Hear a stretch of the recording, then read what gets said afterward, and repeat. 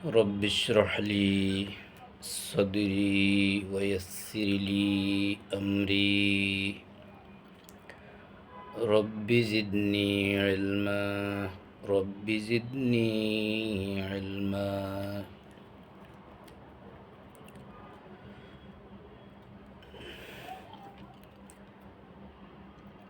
আল্লাহর কিতাবের ৬২তম সূরা আল জুমআ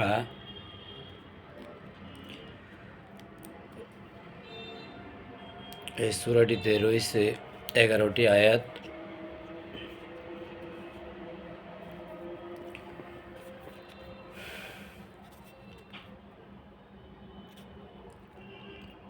আল্লাহর কিতাবের ৬২তম এই সূরা জুমআ আমি তেলাওয়াত করে শোনাই। এরপর আরেকটা ভিডিওতে যদি আল্লাহ যোগ্যতা দান করেন, যোগ্য মনে করেন, তাহলে অর্থ সহ তেলাওয়াত করব। তেলাওয়াতের পূর্বে এখানে ১১টি আয়াতে কি কি বিষয়ের কথা আল্লাহ উল্লেখ করেছেন সে বিষয়ে একটু ধারণা দিয়ে তেলাওয়াত করব। তাহলে পরবর্তীতে যখন তেলাওয়াতের অর্থ করা হবে বুঝতে সহজ হবে। সূরার প্রথম আয়াতে আল্লাহ যে সর্বশক্তিমান, আসমান জমিনে যত যাই কিছু আছে সব কিছুর সৃষ্টিকর্তা এবং সব সৃষ্টি আল্লাহর কিভাবে যাকে যে দায়িত্ব দেওয়া হয়েছে, যার যা করণীয়, তারা কিভাবে তাদের সেই করণীয়গুলি করা যাচ্ছে, দায়িত্বগুলো পালন করা যাচ্ছে, সেই কথা উল্লেখ করে পরবর্তীতে আমরাও যে আল্লাহর সৃষ্টি, মানুষ সৃষ্টির সেরা জীব, আমাদেরও করণীয় কি, আমাদের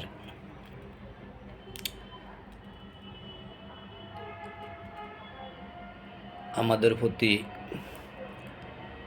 কি দায়িত্ব সে কথা উল্লেখ করেছেন। যখন ১৪০০ বছর পূর্বে জাতি ছিল পথভ্রষ্ট, জাতি ছিল অজ্ঞ, যাকে জাহেলিয়তের অন্ধকারের যুগ বলা হতো,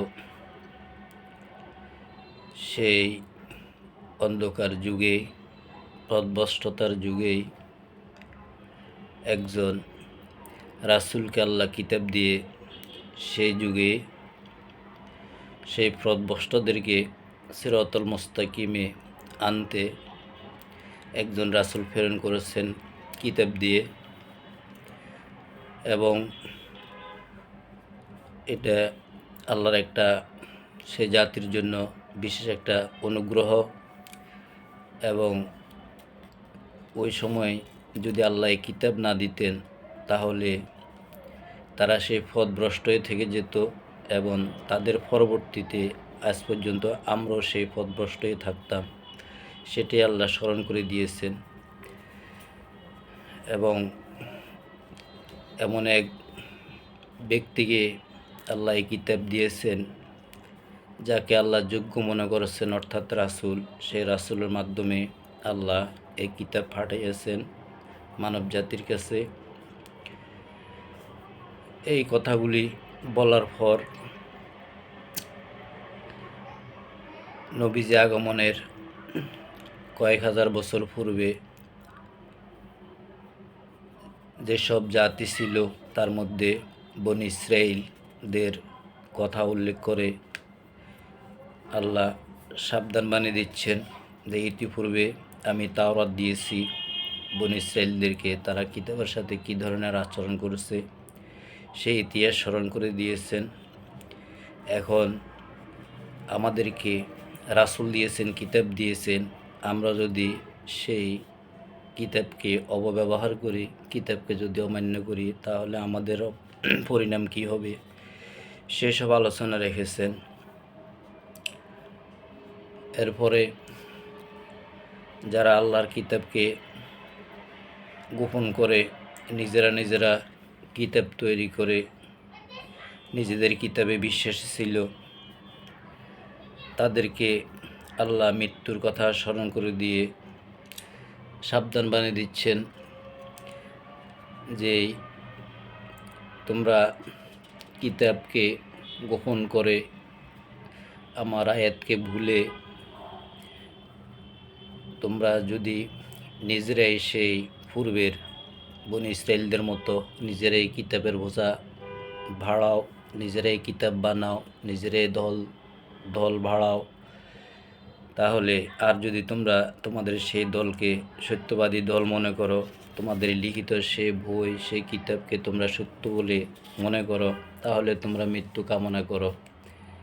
কিন্তু তারা কখনো মৃত্যু কামনা করতে চাইবে না, কারণ তারা যেসব বই রচনা করেছে, যেসব কিতাব রচনা করেছে, যেসব দল তারা তৈরি করছে, সেগুলি দ্বারা তারা পরবর্তী জীবনের জন্য, পরকালের জন্য কোনো কিছুই ফাটতে পারে নাই। এই জন্য তারা চাইবে না কখনো মৃত্যু কামনা করতে। তারা মৃত্যু থেকে দূরে থাকতে চেষ্টা করবে, কিন্তু মৃত্যু তাদেরকে গ্রাস করবে। মৃত্যু তাদের সামনে একদিন গিয়ে সাক্ষাৎ করবে।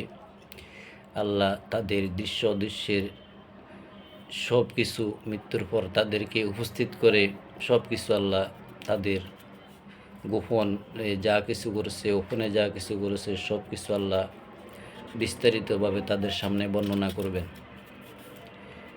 এরপরে শেষ 3টে আয়াতে 1400 বছর আগে যারা এই কোরআন বিশ্বাস করছে, কিতাব মানছে, কিতাব শুনছে, সেই কিতাব কিভাবে তারা কিতাব শুনতো, শোনার পদ্ধতি কী ছিল, শোনার নিয়ম কী ছিল,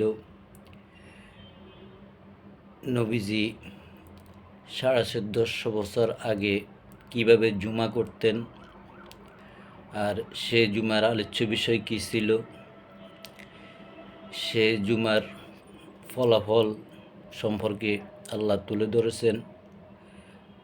আবার এই জুমার আদায়ের পর পরবর্তী করণীয় কী সে নির্দেশনা আল্লাহ দিয়েছেন, এবং এই নির্দেশনা গুরুত্ব কতটুকু সে কথা আল্লাহ বলেছেন। আবার এই যখন জুমার খুতবা হতো, এই কতটুকু সেই খুতবাকে শ্রোতারা গুরুত্ব দিয়েছেন সে কথা আল্লাহ উল্লেখ করছেন। পরিশেষে আল্লাহ সর্বোচ্চ রিজিকদাতা, সর্বোত্তম রিজিকদাতা সে কথা স্মরণ করে দিয়েছেন। এইসব আলোচনায় এই সূরার মধ্যে তুলে ধরা হয়েছে।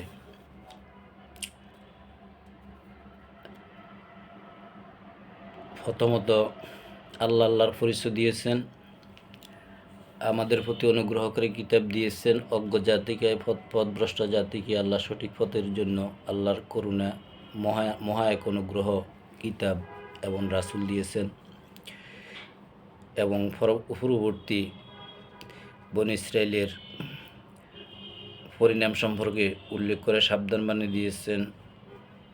এরপরে মৃত্যুকে স্মরণ করে দিয়েছেন।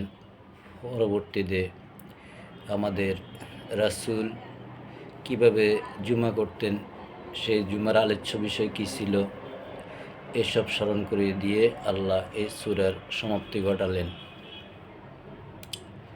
এখন সেই সূরাটি আমি তেলাওয়াত করছি। রব্বি ইশরাহ লি সদরি ওয়া ইয়াসসির লি আমরি واحلل عقدة من لساني رب زدني علما رب زدني علما رب إني أعوذ بك أن أسألك ما ليس لي به علم وإلا تغفر لي وترحمني أكن من الخاسرين رب إني أعوذ بك من همزات الشياطين وأعوذ بك رب أن يحضرون أعوذ بالله أن أكون من الجاهلين بسم الله الرحمن الرحيم يسبح لله ما في السماوات وما في الأرض الملك القدوس العزيز الحكيم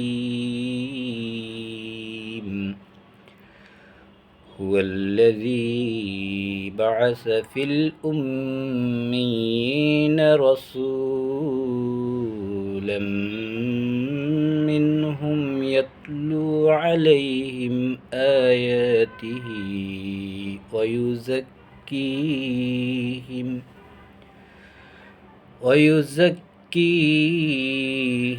ويعلمهم الكتاب والحكمة وإن كانوا من قبل لفي ضلال مبين وآخرين منهم لما يلحقوا بهم وهو العزيز الحكيم ذلك فضل الله يؤتيه من يشاء والله ذو الفضل العظيم مثل الذين حملوا التوراة ثم لم يحملوها كمثل الحمار يحمل أسفارا بئس مثل القوم الذين كذبوا بآيات الله والله لا يهدي القوم الظالمين قل يا أيها الذين هادوا إن زعمتم أنكم أولياء لله من دون الناس فتمنوا الموت إن كنتم صادقين ولا يتمنونه أبدا بما قدمت أيديهم والله عليم بالظالمين قل إن الموت الذي تفرون منه فإنه ملاقيكم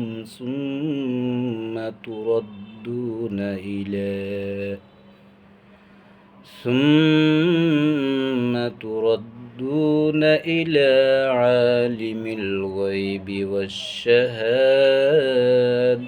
فينبئكم بما كنتم تعملون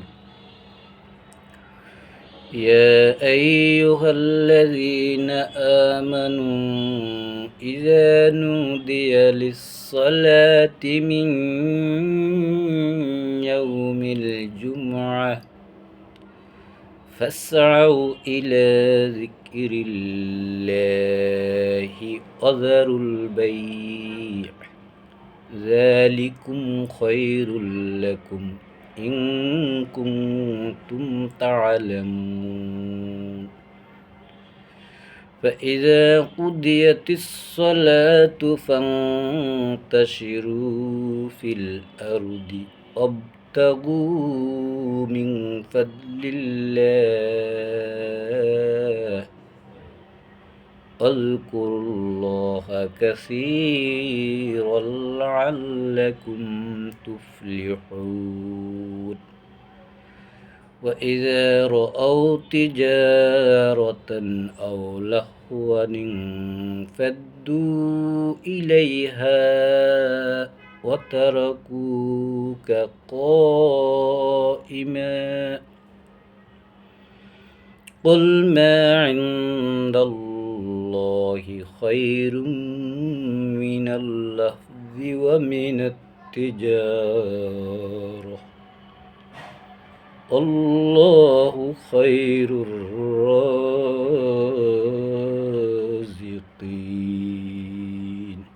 صدق الله العظيم